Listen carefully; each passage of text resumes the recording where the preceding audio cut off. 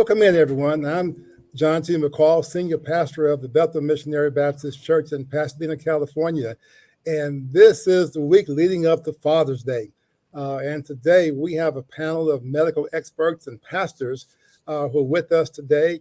And we want to look at African-American men health disparities, and particularly on prostate cancer. So thank you for tuning in today. I want to present our panel that's with us today. And we have several other pastors who will be joining us today during this conversation.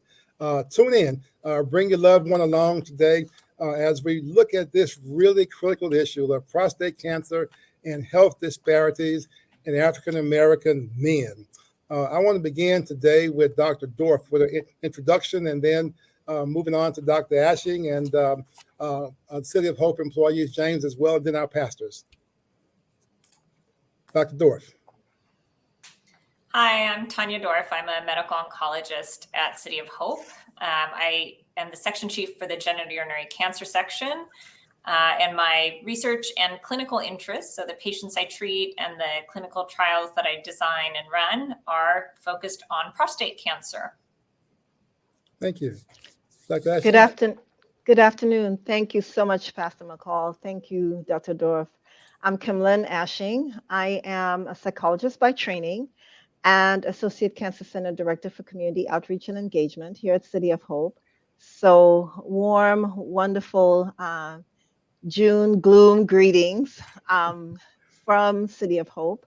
And we are honoring Juneteenth, which is the announcement of the abolition of slavery among Blacks in the U.S., as well as Father's Day. I want to focus on our work that involves community engagement for community well-being and cancer prevention, including prostate cancer.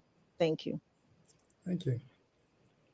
Hi, everyone. I'm James Morrison, project coordinator here at City of Hope, working under Dr. Ashing, focusing on primarily prostate cancer and working with the Eye Care Consortium.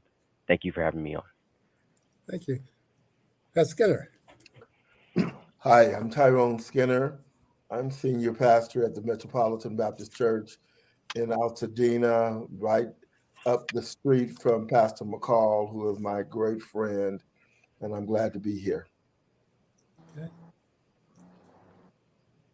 Pastor Simons.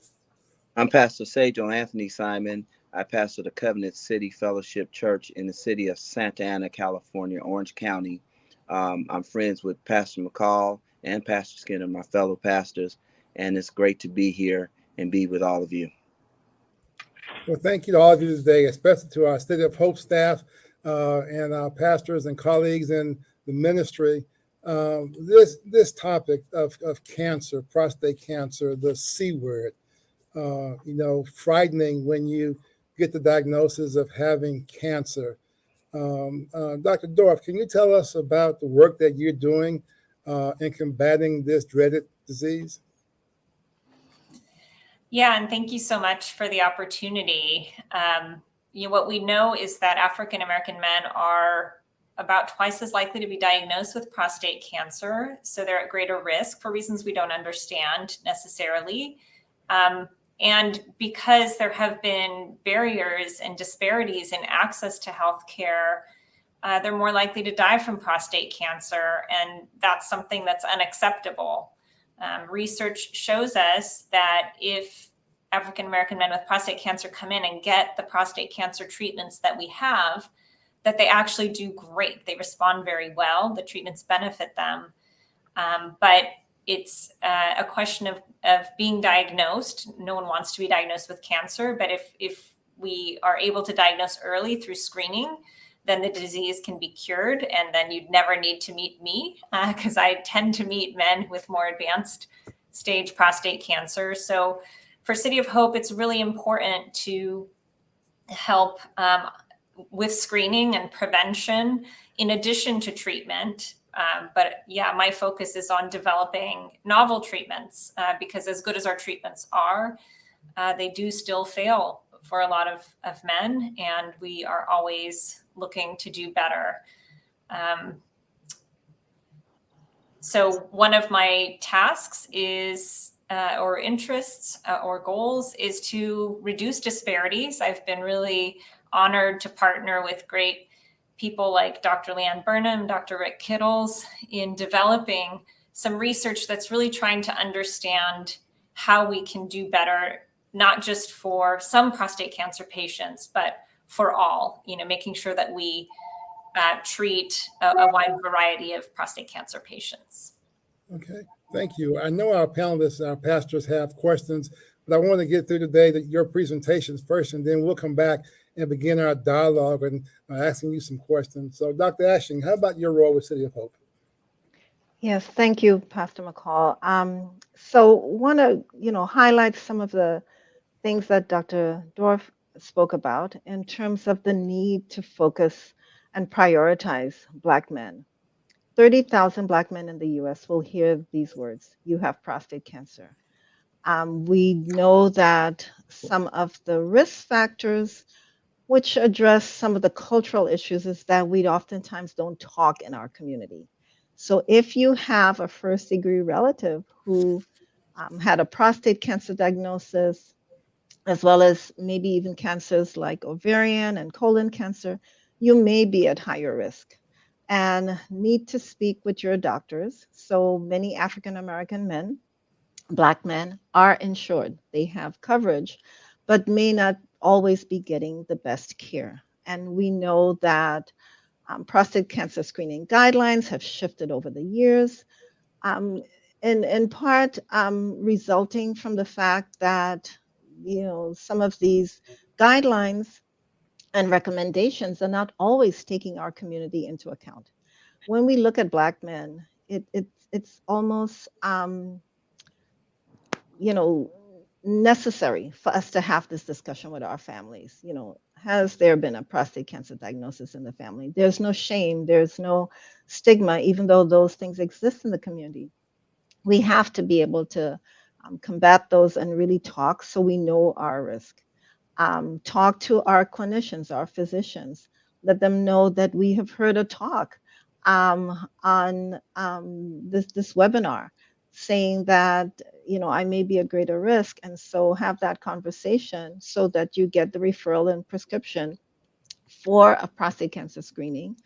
And then, as Dr. Dorff said, when diagnosed very early, it is highly, highly treatable and even curable with very, very minimal or no side effects. And so catching prostate cancer early does save lives and quality of life for our men. Thank you. James, can you share your role as well as City of Hope? Of course. So I am responsible for the day-to-day operations conducted here for the Eye Care Consortium, as well as being the project coordinator here at City of Hope. So what I do is I go out into the community, we find places, churches, and we give educational presentations. A few that I've given, a lot of the men, they needed the information, but at the same time, they pulled back as I was giving them the information. It's a very taboo subject that a lot of men don't like talking about. However, it's information that they need. So in addition to that, I'm also helping Dr. Ashing, and with the help of you gentlemen, making a building and enhancing a survivorship care plan post-treatment, because we all know you can get the treatment, but there's still life after. So that is what I do. Wow. The numbers, 30,000 African-American men will hear this year the words, "You have prostate cancer." Dr. Dorff, can you talk about screening and what type of screenings are necessary as it relates to prostate cancer? Absolutely. So the main way we do screening these days is through a blood test called PSA, which stands for prostate specific antigen. So that's something that used to be done pretty commonly until there was a temporary time period where it was felt that maybe it didn't need to be done for everyone. And unfortunately, some primary care doctors stopped ordering PSA tests because they became a little bit controversial. But these days, it's clear that it does save lives. And people who are at increased risk, someone whose father or brother had prostate cancer, should absolutely be doing screening regardless of whether the rest of the population it's in vogue or not in vogue. But your community is at greater risk, and so that the screening should be made available, should be emphasized, because by doing that blood test, we can find the cancer early enough that we can cure it and cause less harm in the process of curing than if we wait and find out, because it's going to develop one way or the other, right? Whether you look for it or not. So if you find it early, there's just more that can be done, and survivorship, to Mr. Morrison's point, will be better. Well, pastors, we pastor men. And the research says that 1 in 7 men in their lifetime are likely to develop prostate cancer. Do you guys have any questions for our panelists today? I do. Number one, I'd like to know, because I've only had one person in our congregation that has been touched by prostate cancer.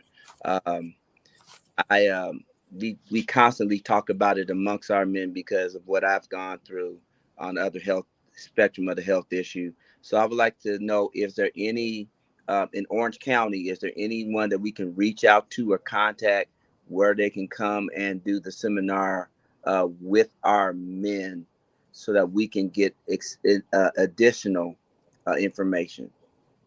That's my question.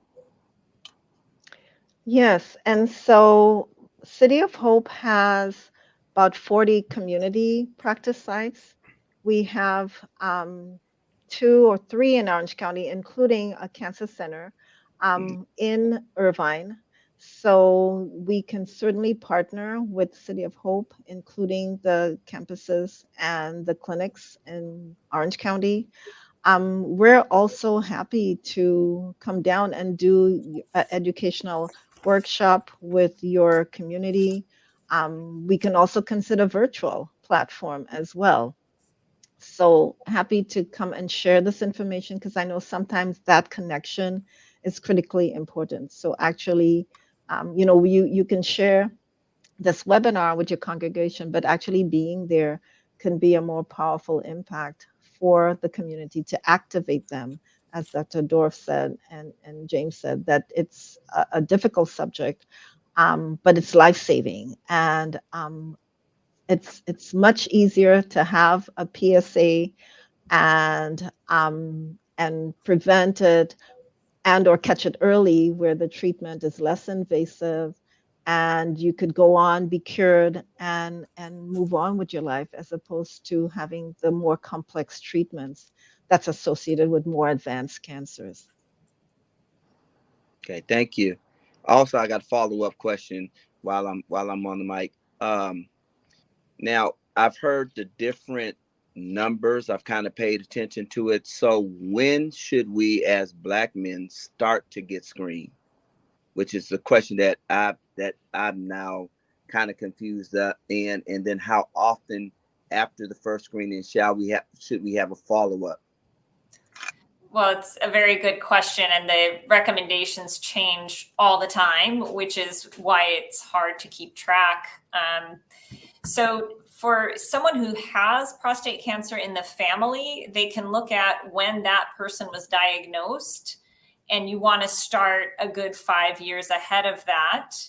So the general recommendation is around age 50, with screening every 1 to 2 years. But if your father got diagnosed at age 50, then you would want to start at 45. Got it. So there is some impact of the family history there. And the frequency of screening also should be adjusted if the first reading is higher than expected and we want to get a sense of rate of change. Then we might want to do one a little bit sooner. If it's super low, maybe we feel more comfortable waiting towards the longer end of that interval. Thank you. Pastor Skinner, you had a question. Yes, thank you, Pastor McCall. First of all, I want to say thank you for the information and taking the time to spread this information with us. I am very familiar with City of Hope. We've had persons to come out to our men in our congregation and share information with us about prostate cancer. I have about 3 questions. The first one is, how reliable is the PSA versus the digital exam? The second question is, what is the correlation between colorectal cancer and prostate cancer? I think I heard earlier that if that had been diagnosed in your family, that you should also very early on have a prostate exam. My third question is, what is the difference between an enlarged prostate and the problems that come along with that, and the actual diagnosis of prostate cancer, and can that lead to prostate cancer? Yeah, so if it's okay, I'll tackle the first and third, and then maybe Dr. Ashing can address the second one. So I didn't mention the rectal exam as part of screening, but it is a tool that can be useful because neither tool is perfect. So your PSA can be normal and you can have prostate cancer. And one way that your doctor might notice that is if they do the rectal exam and they feel a lump. On the contrast, a rectal exam, it's a finger feeling one part of the prostate. It can't give us so much information. And so the PSA is useful even if the rectal exam is normal. So they're often used in conjunction, and yet they provide independent information. So like I said, if one's normal but the other's abnormal, you might at least be referred to a urologist, have a conversation about, do we need to jump to biopsy? Could we repeat one or both tests? Could we get an MRI, which is a non-invasive study, to gather more information? There are also some additional blood or urine tests that can shed some more light before you go to biopsy. So I'd encourage men to understand that we're not going to push everyone to immediately get that invasive procedure of the biopsy, because I know that's something that it could be unpleasant and not something people want to do. And of course, if it's going to be negative, you don't want to have gone through it. So we do spend a lot of time and energy and research trying to find ways to make our screening tests perform better, because currently they both are imperfect, and yet they are valuable. We do find even in normal PSA range, if there's a change over time, that can be an important signal. And we've caught men with prostate cancer that was curable by an astute doctor noticing that change from 1 to 3, even though they're both normal. That's a big change in a year or two. And if we diagnose it at a curable state, then it's definitely an advantage for that patient. To your point about the enlarged prostate versus prostate cancer, most of the time when men are having urinary symptoms where it's hard to start their urination, or they don't feel like they can get all the urine out, or it's a slow stream, that's most commonly related to benign enlargement. Benign enlargement can also make the PSA higher, which is why we use some caution in interpreting the PSA results. So it's less common for prostate cancer to present with symptoms. By the time it's presenting with symptoms, in fact, it's much less likely to be curable, which is why we rely on the screening tests. So if you're having symptoms, it may not be cancer. You can get help for those. If you're not having symptoms, you still need the screening test because you could still have prostate cancer. And in terms of your second question regarding colon cancer screening and prostate, evidence is showing within health services and behavioral medicine that looking at whole person screening is important and could be more effective. So a man can be eligible for colon cancer screening, either a FIT or stool-based test or colonoscopy, as well as the PSA for prostate cancer. And also, unfortunately, if he smokes, may be eligible for lung cancer screening. So that whole person care is really important in terms of addressing the needs of that whole person. Importantly, emerging evidence is showing that families that have breast, ovarian, pancreatic, colon cancer also have a greater risk of prostate cancer within those families. So there's this kind of family cluster of cancers. Now, I have actually all of these except lung cancer in my family, which is why it's important for me to do this work. It's very personal. And so I get genetic testing, um, every few years as they have advances in genetic testing, looking at risk factors. Well, one of the challenges with African descended folks is that we're not included and invited into those um, biospecimen studies and genetic genomic studies as often. And so we don't always know these risks. So what shows up from my screens are two or three, um, variant of unknown significance, VUS. So it's suspicious, but it's not evidence enough to say, well, here's the link with these type of cancers. So we need to advocate with the researchers and join with researchers and clinicians to be included in these studies so we could identify some of these risk factors early and take action in terms of earlier screening, as well as other kinds of treatments that may be available to lower the risk. So hopefully that addresses that important piece, Pastor Skinner. So thank you for that. Okay. I have one more question, if I may. There was an organization years ago, and we used to do it here with our congregation called Real Men Cook Foundation.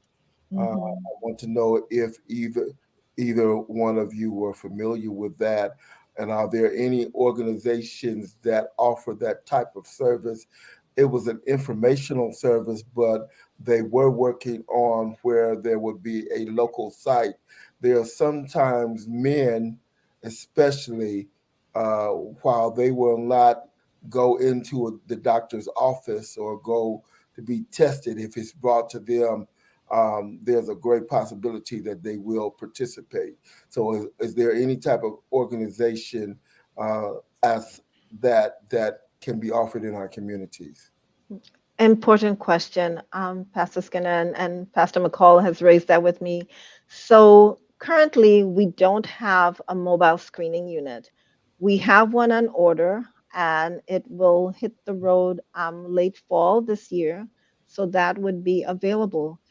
Um, in conjunction with that, and currently available for our communities, are screenings that can be done or facilitated through your federally qualified health clinics, your community clinics, and your primary care clinicians. So we want to encourage men, give men the tools, the language, the communication strategies to say, hey, I heard a talk, a webinar that our community may be more at risk. And by the way, I think, Uncle Joe had prostate cancer. So I need to know that I need to know my PSA, and you need to provide me with a recommendation, a prescription, an order, so that I can get this life-saving screening. So stay tuned for the mobile unit.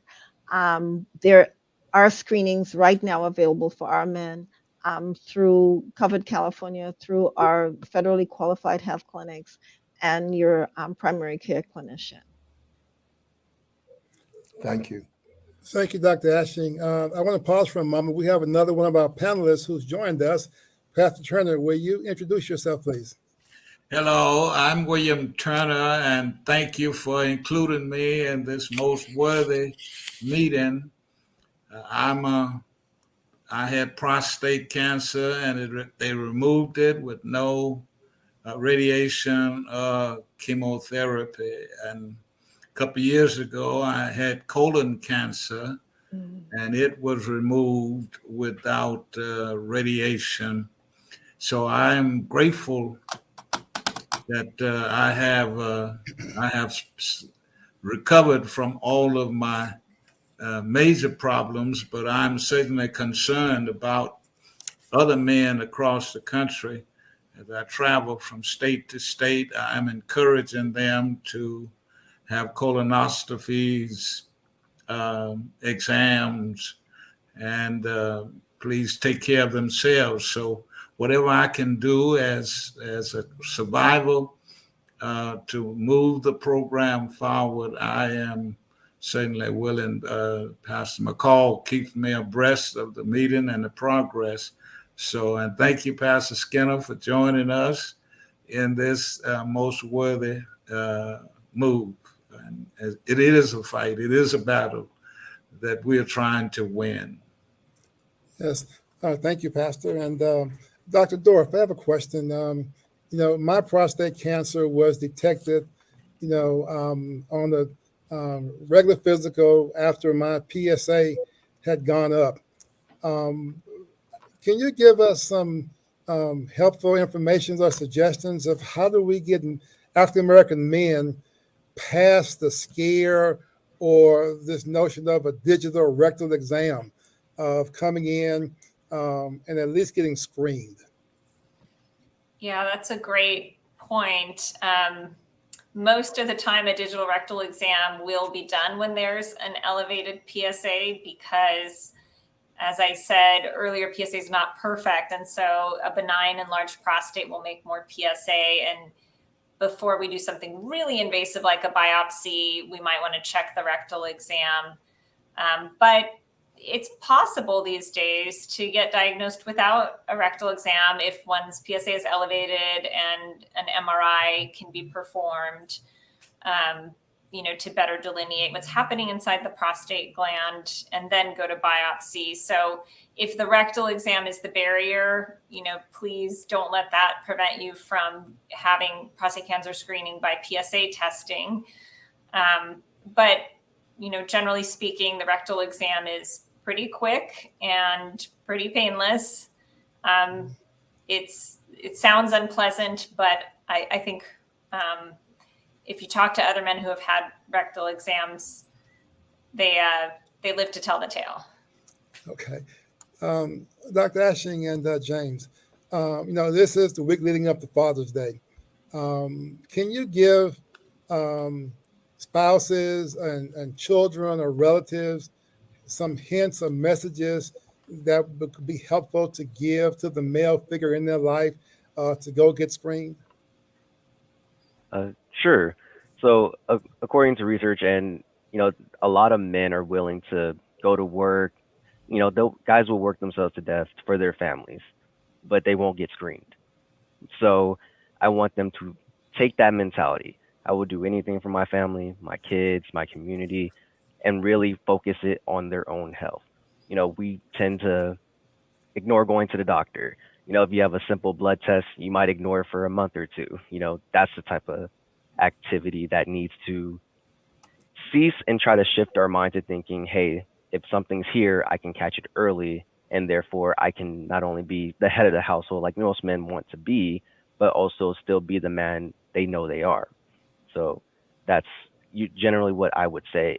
Do it not for just for yourself, but for your families as well. Keep that same mentality. Okay. Right. That is so right on, James. Doing it for your family, for yourself, because we can take care of our cars, washing it, polishing it, making sure it looks good on the road. And our bodies really, as pastors, shepherding our community, it's the temple, right? And so taking care of that temple, part of it is screening. And if people don't want to be a burden to the family, it's a much greater burden. Trust me, I have been a caregiver for, cancer patient in the end stage. If we can avoid that and catch that cancer early where it's treatable and curable, we don't have to face that, extensive, prolonged palliative period. And so being healthy for your family, being healthy for yourself. Um, Screening is life-saving. Screening is preventative. And so you can be much more available for your family if you screen early than if you go into, end-stage disease. So. As pastors on the call today here, um, what information can you give us that will help our congregation as it relates to healthcare disparities and bringing attention and awareness to that in our congregations? Any one of you?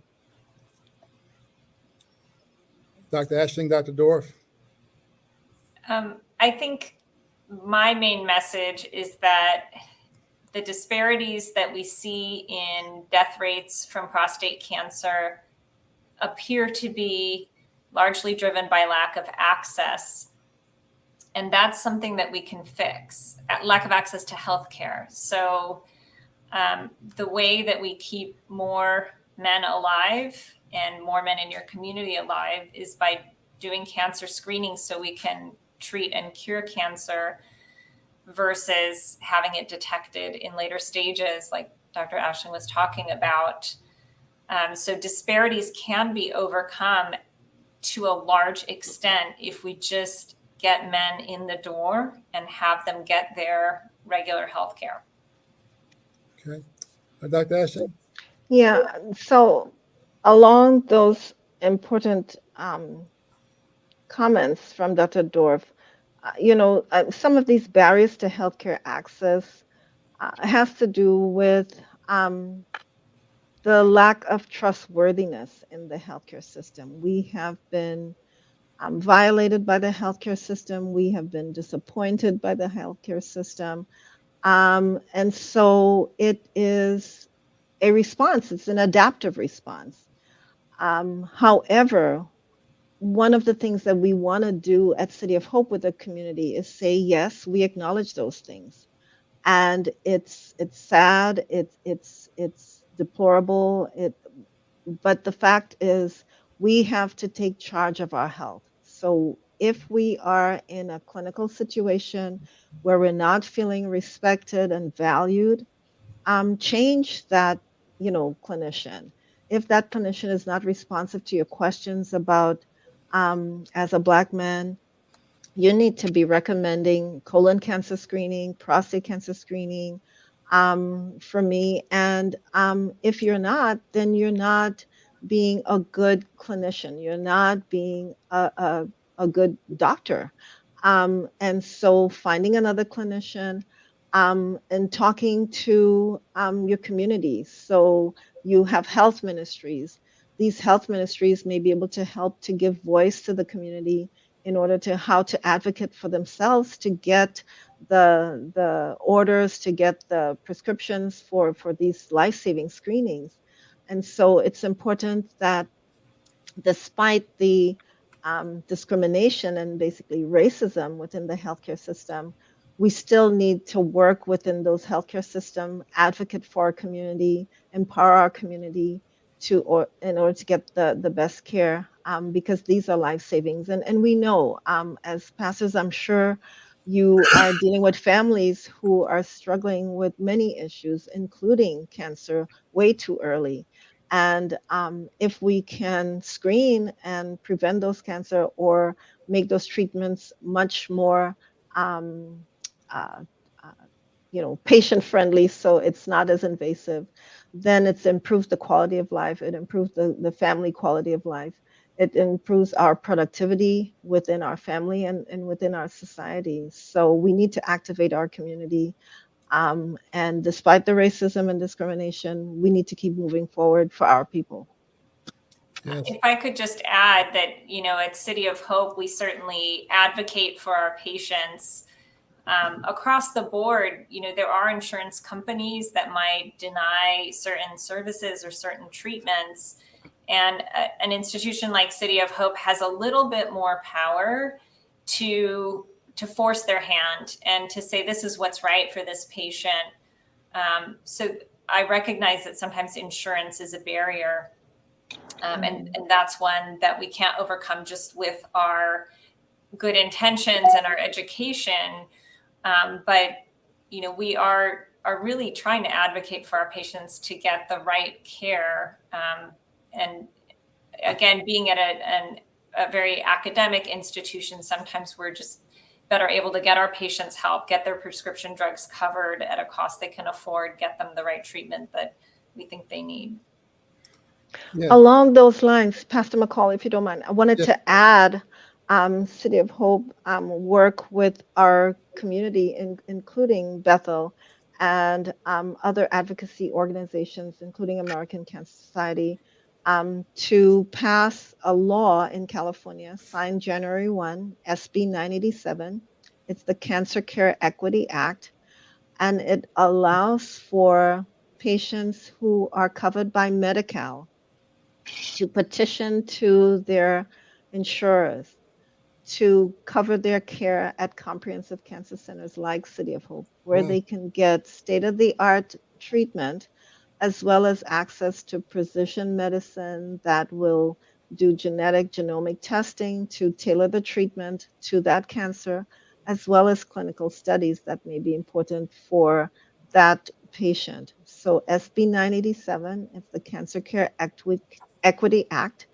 And we want patients to know about this. If you are on Medi-Cal and you have a cancer diagnosis, petition your insurers. Not all cancers are covered.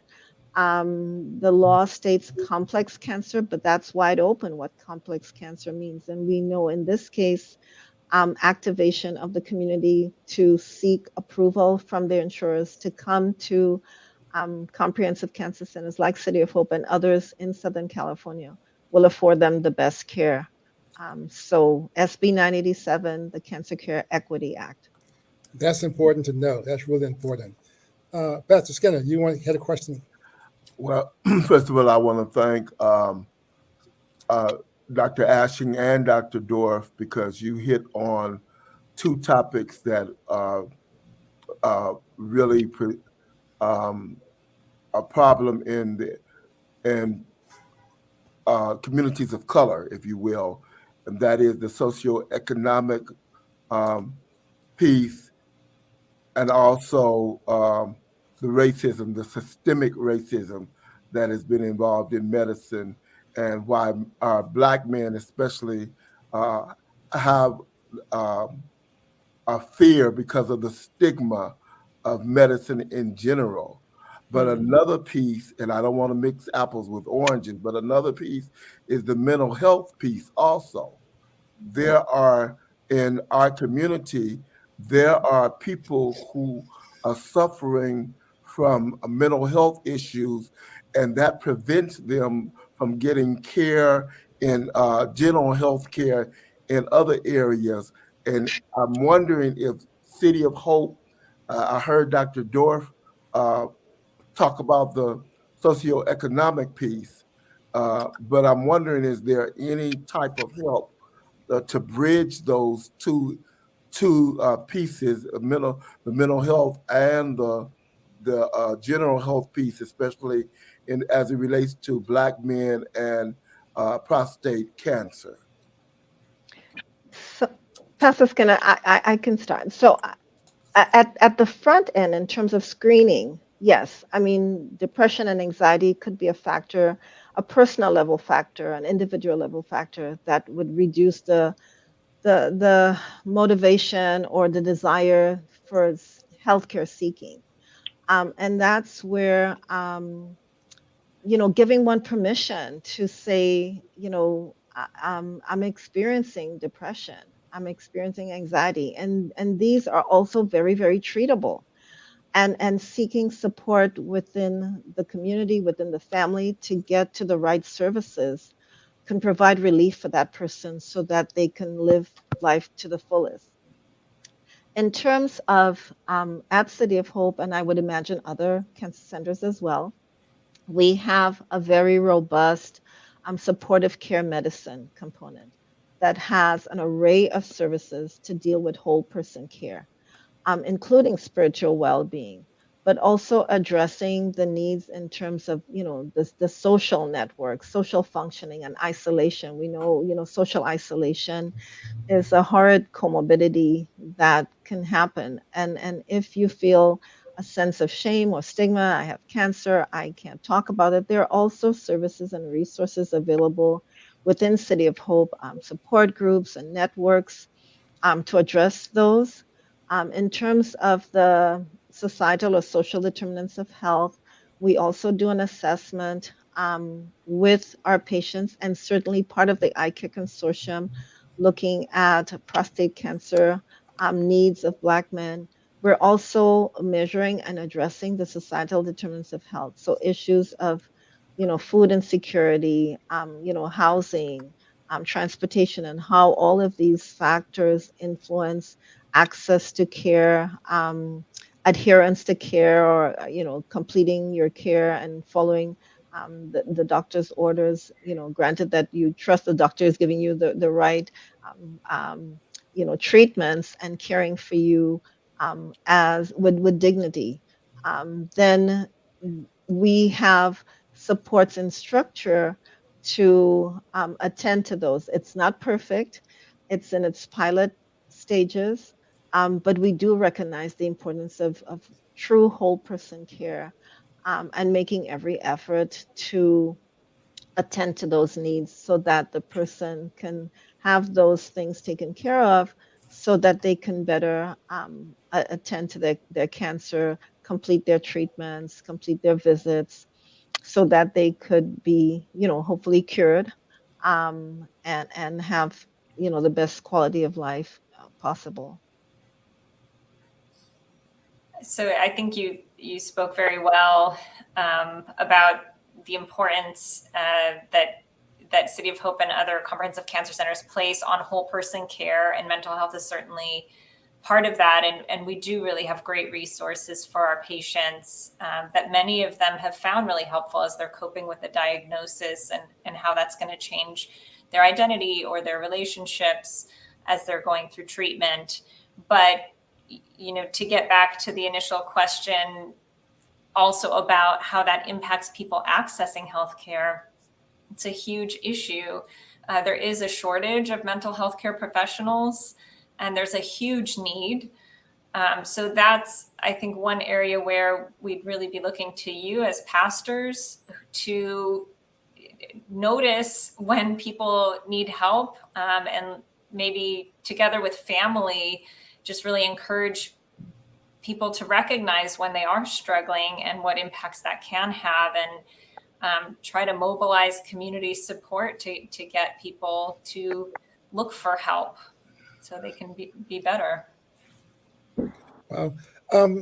Thank you all. I want to move this last part of our time together today, if we could, to talk about the Eye Care Consortium, and discuss this phenomenal work that you guys are doing, and then how pastors can become involved to help.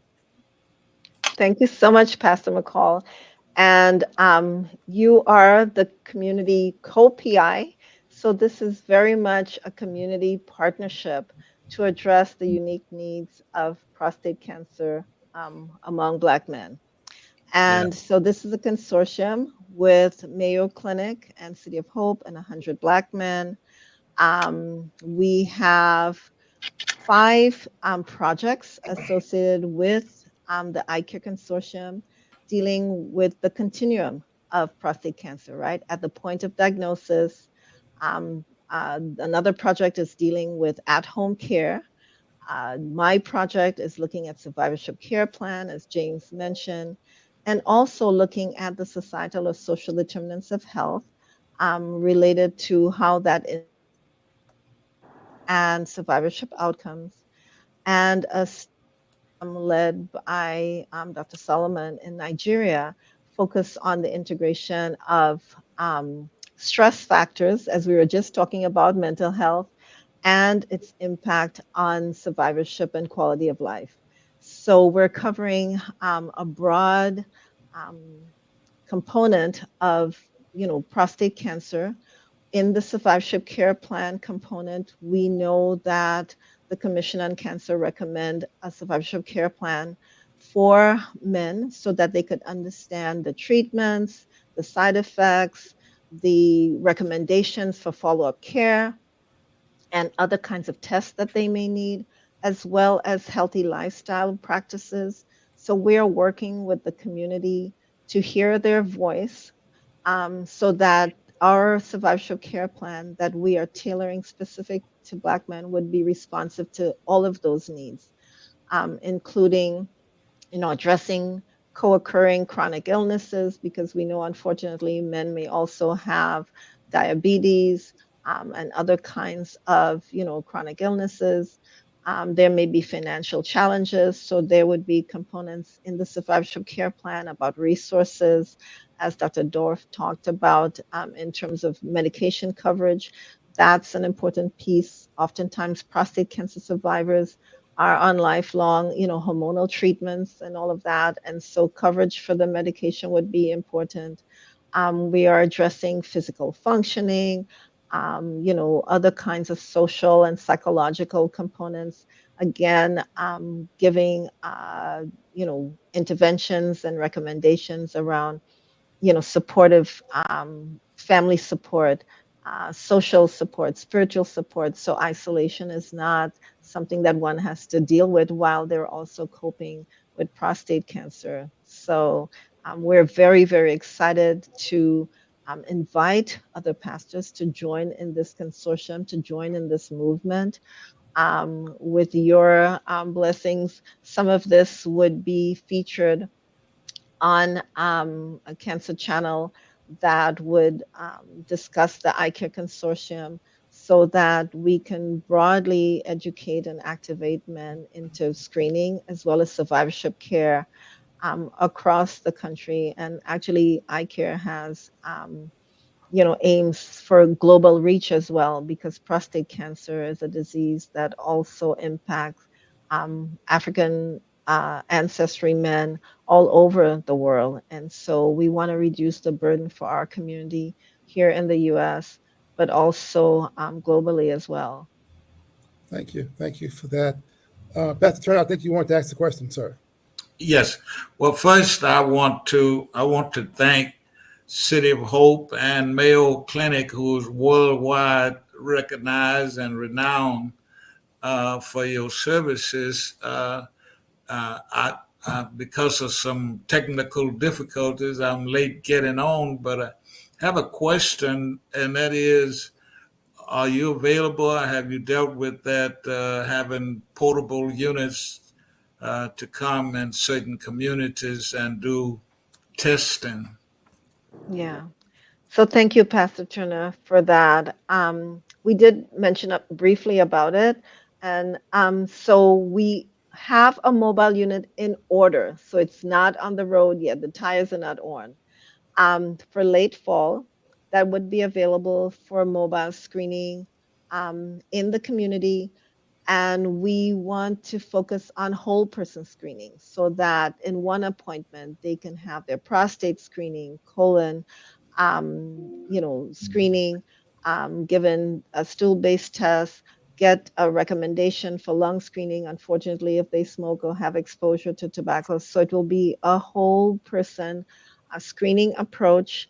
In the meanwhile, there are readily available cancer screenings within the community. So we encourage men to reach out to their federally qualified health clinics or community clinics to schedule a PSA, as well as other cancer screenings that may be important, and contact your primary care clinician and say, I heard this on a webinar from Bethel Baptist Church, and I need to get your order, your prescription for my prostate, my PSA screening.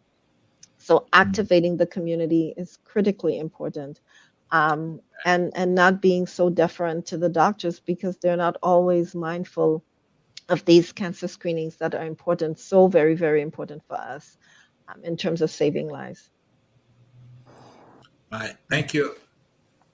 Pastor Simon or Pastor Skinner, do you have any additional questions that you would like to ask today? No, this has been very helpful and eye-opening for me, I can say. Thank you for your time, and thank you for the work that you all are doing in those areas. And I'm going to try to connect, or do my best to connect, so that we can get this in Orange County, or connect with the partners in Orange County. Um, One of the things that we're looking to do is be able to promote a prayer breakfast for men, and then the speakers can come, and that'll be a gathering where the men will be there to get the information. And especially, like I said, for me, because it changes so much in our community, um, that we don't know one way or the other. So this is helpful to me. And I want to also say thank you. First of all, I want to say thank you to Pastor McCall for Yes. bringing us together to receive this information today. It has been extremely helpful. I want to thank the doctors at City of Hope and all of the participants from City of Hope. Thank you, James, for sharing with you. James, you may have been out to Metropolitan before. I don't remember or know, but I do know that before the pandemic, we had representation from City of Hope to come out to talk about this very thing. This is vital for our community, for the men of our community. And I want to just say thanks to City of Hope.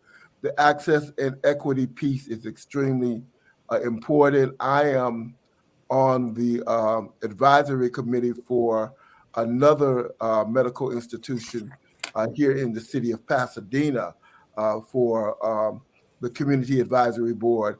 And that is one of the main issues that we're dealing with, is equity and access. Mm-hmm.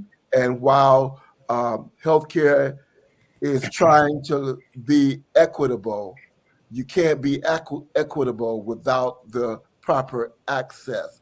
That's why that mobile unit is important. That's why the information sharing is important. And again, thank you for being here to share today.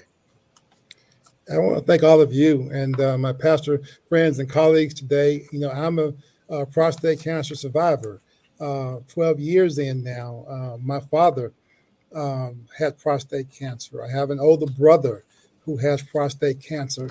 And so, given that we know from research that prostate cancer is one of the most common cancers in African American men, but if detected early, it's very treatable and curable.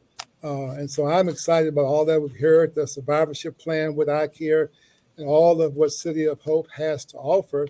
And I just believe on this upcoming Father's Day that the best gift to give to an African American man is a medical screening. Whether it's a physical or prostate exam, go get yourself checked out. I think is the message that we want to echo.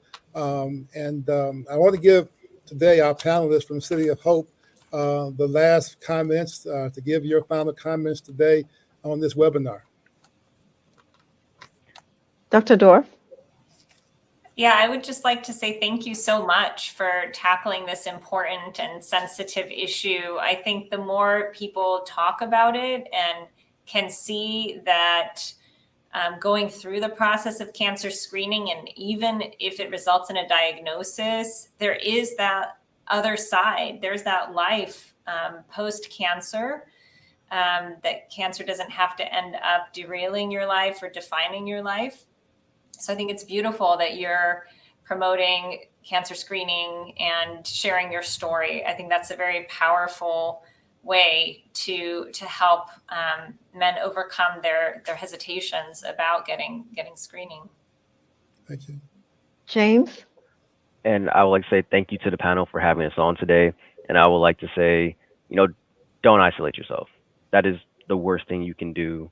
Use your connections, stay close to your family, go to church if that's what you do, or if not, join a support group. During those times, that is not the time to be alone. So also thank you guys again for everything. And it's an honor to be in the presence of the pastors who are leaders in our community and leading voice and activism for health within our community. We want to preserve our health and preserve our legacy within the community. And so want to echo Pastor McCall in terms of the best gift for Father's Day and Juneteenth is the gift of screening. Um, we try to be healthy as possible. So eating more plant-based fruits and vegetables, avoid alcohol, quit smoking if you do, and get screened for a healthier you, a healthier family, a healthier Black community. And so thank you. Thank you. Thank you to our panelists today. And I want to thank Eric Chambers, our media director behind the scenes, who's orchestrating this today and recording this for all of us. Be available on YouTube and on the Bethel website as well. Thank you to those today for tuning in, and to our panelists today, the medical team from City of Hope, and to our pastors today. I appreciate you. And to the men, happy Father's Day to you, and be blessed. Happy Father's Day. Father's Happy Day. Father's Day. Father's